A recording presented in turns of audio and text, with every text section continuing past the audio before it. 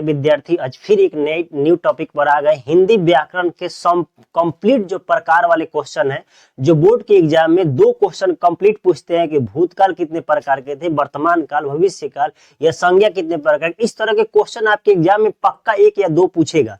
2 इसलिए हम कह रहे हैं क्योंकि इस बार जो समय है, क्योंकि 50% एक्स्ट्रा है, तो 2 क्वेश्चन संभावना है कि ज्यादा पूछे। इसलिए आज की वीडियो में हम आपको कंप्लीटली जो 25 जो व्याकरण के टॉपिक है, जो अलग अलग प्रकार है, उन सभी प्रकार को बताएंगे कितने प्रकार के होते हैं और वह कौन कौन प्रकार होते हैं, वो सभी आपको बताएंगे। ये टॉपिक बहुत इंपॉर्टेंट होने वाले हैं आपके लिए। देखिए, हम आपसे एक एक कहते हैं ना कि जो भी समय अभी बचा है बिहार बोर्ड के एग्जाम के लिए, आपको एक एक टॉपिक कराएंगे। देखिए, यहाँ भाषा है, वर्ण है, स्वर वर्ण है, व्यंजन, इस सभी तरह के 25 तरह के क्वेश्चंस है, सभी को एक एक करा देते हैं। देखिए, सबसे पहले क्वेश्चन होता है भाषा कितने प्रकार का होता है। तो भाषा हो जाता है 3 प्रकार का। अब सवाल ये भी होगा, जैसे आपको अगर मालूम है तो ठीक है, नहीं मालूम है तो हम ये भी बताने वाले हैं कि भाषा कौन है और वो तीनों प्रकार भी कौन कौन है। इसमें पहला हो जाता है मौखिक भाषा, और दूसरा हो जाएगा यहाँ पर लिखित भाषा हो जाएगा, और तीसरा हो जाएगा सांकेतिक भाषा। ये आप अच्छे से समझ गए कि 3 भाषा होती है। कितनी भाषा है? 3। उसी तरह है वर्ण कितने प्रकार के, तो वर्ण भी 2 प्रकार का होता है। वर्ण कितने प्रकार के? 2। आपको हर हाल में इसको याद कर लेना है। वर्ण 2 प्रकार का, एक होता है स्वर वर्ण और दूसरा होता है व्यंजन वर्ण। ये 2 प्रकार के याद रख लीजिएगा। उसके बाद है कि स्वर्ण वर्ण कितने प्रकार का, तो स्वर्ण वर्ण 2 प्रकार का होता है। ठीक, ये कौन 2 होता है? एक होता है ह्रस्व स्वर और दूसरा होता है दीर्घ स्वर। ये सभी टॉपिक आपके बहुत महत्वपूर्ण एक ही वीडियो में लाए हैं कि हिंदी व्याकरण का कंप्लीट कर देना है। व्यंजन वर्ण अब कितने प्रकार के होते हैं, तो व्यंजन वर्ण 3 प्रकार के होता है, आपको याद कर लेना है। ये कौन कौन? स्पर्श व्यंजन, अंतस्थ व्यंजन और उष्म व्यंजन। इसके बारे में कंप्लीट हम हिंदी व्याकरण आपको वीडियो बना दिए हैं। वहां अगर नहीं देखें तो इस वीडियो के हम डिस्क्रिप्शन में उसका लिंक डलवा देंगे और आप जाकर वहां पर देख लीजिए। अब है कि संधि कितने प्रकार के होते हैं, तो संधि मुख्यतः 3 प्रकार का होता है, ध्यान रखिएगा। और कौन कौन है? एक है आपका स्वर संधि, दूसरा है व्यंजन संधि और तीसरा है विसर्ग संधि। इन सबको आप नोट भी कर लीजिएगा। अगर आपको ये सभी चाहिए तो टेलीग्राम की इसमें लिंक भी है, वहां पर जाइएगा, इसका पीडीएफ हम डाल देंगे वहां पर। देखिए, अब स्वर संधि कितने प्रकार के हैं, तो स्वर संधि स्पेशल होता है 5 प्रकार का। कौन कौन संधि जी? तो दीर्घ संधि होता है, वृद्धि संधि होता है, गुण संधि होता है, यण संधि होता है और अयादि संधि होता है। ठीक, ये सभी आपको याद करते चलना। अब इसके बाद का हम नेक्स्ट एक एक आपको बताते हैं। हम इस शब्द को लें कि शब्द कितने प्रकार के। देखिए, एक बार एग्जाम में पूछ दिया कि शब्दों को मुख्यतः कितने भागों में बांटा गया है, तो ध्यान रखिएगा शब्दों को 3 भागों में बांटा गया है। और भाग क्या क्या, ये देखिए, शब्दों के 3 भाग है। एक उत्पत्ति के आधार पर एक शब्द ये बांटा गया, दूसरा बांटा गया व्युत्पत्ति के आधार पर, और तीसरा बताया गया रूपांतरण के आधार पर।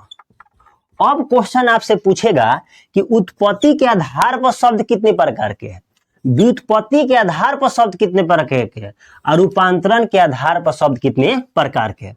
तो उत्पत्ति के आधार पर शब्द 4 प्रकार के होते हैं। और वह 4 कौन कौन होते हैं? तो तत्सम होते हैं, उसके बाद तद्भव होते हैं, उसके बाद देशज होता है, और उसके बाद हो जाता है विदेशज।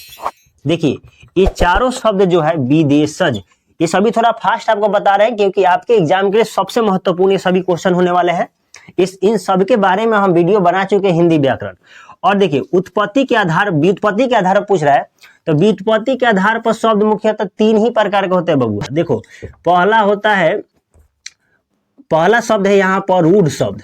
देखिए, पहला शब्द है रूढ़, दूसरा है यौगिक शब्द, याद कर लेना है आप सभी को, तीसरा है योग रूढ़ शब्द। आपको एक एक भी नहीं छोड़ना है, सबको पढ़ लेना, एग्जाम में नंबर नहीं जाना चाहिए।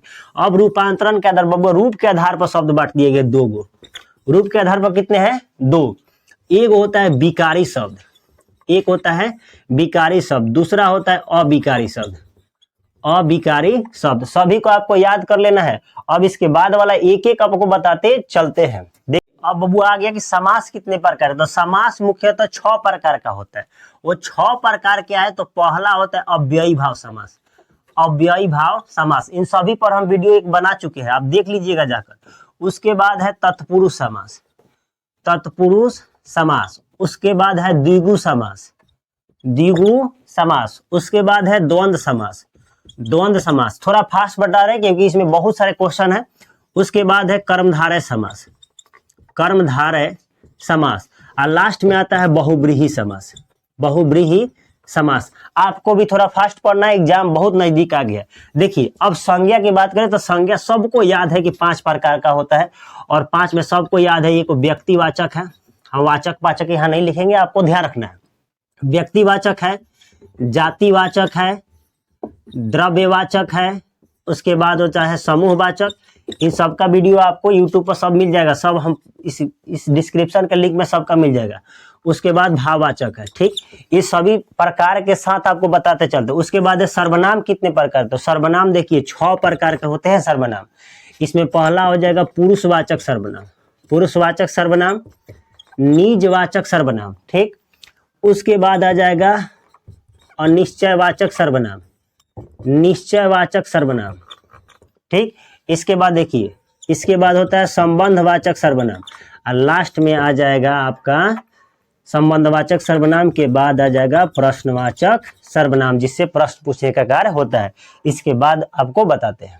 हमारा नेक्स्ट टॉपिक है विशेषण कितने प्रकार के होते हैं, क्रिया कितने हैं, क्रिया विशेषण और लिंग। ये चारों को टॉपिक को एक जगह रखे हैं। देखिए विशेषण 4 प्रकार का होता है, और 4 प्रकार में कौन कौन होता है, तो पहला होता है गुणवाचक, गुणवाचक। दूसरा होगा परिणामवाचक, 2 हो गया गुणवाचक और परिणामवाचक।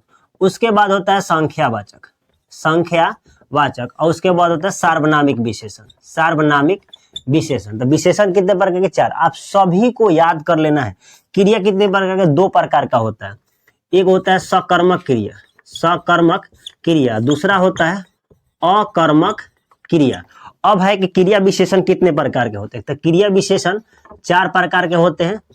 स्थानवाचक क्रिया विशेषण, कालवाचक क्रिया विशेषण, रीतिवाचक क्रिया विशेषण और परिणामवाचक क्रिया विशेषण। ये सभी कितने हो गए, विशेषण के प्रकार हो गए, ध्यान रखिएगा। उसके बाद लिंग कितने प्रकार के, तो लिंग कितने प्रकार के, 2 लोग होते हैं। एक होता है स्त्रीलिंग, एक होगा पुल्लिंग, ठीक। ये सभी प्रकार आपको बताते चलते हैं।